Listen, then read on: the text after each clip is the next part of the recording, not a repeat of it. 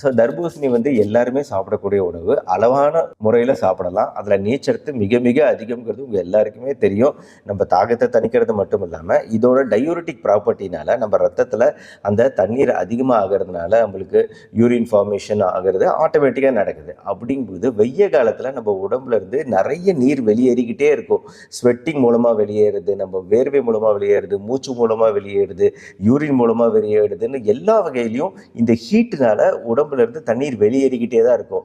So அப்போ அந்த ஹீட்டில் இருந்து நம்மளை பாதுகாத்துக்க இந்த தர்பூசணி பழத்தை எடுத்துக்கும் போது அந்த ரத்தத்தில் தண்ணீர் அளவுகளை அதிகப்படுத்துது.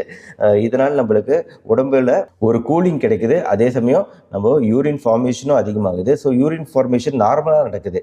யூரின் ஃபார்மேஷன் குறையுதுன்னு வைங்க வெய்ய காலத்தில், அதனால் கொஞ்சம் கொஞ்சமாக கிட்னி ஸ்டோன்ஸு, கிட்னி கற்கள் போன்ற பிரச்சனைகள்லாம் வரதுக்கான வாய்ப்பு இருக்குது. இப்போ நம்ம இந்த மாதிரி பழங்கள் சாப்பிடும்போது நார்மல் யூரின் ஃபார்மேஷன் நடக்குது. ஹீட்டில் இருந்து நம்ம பாதுகாக்கணும்.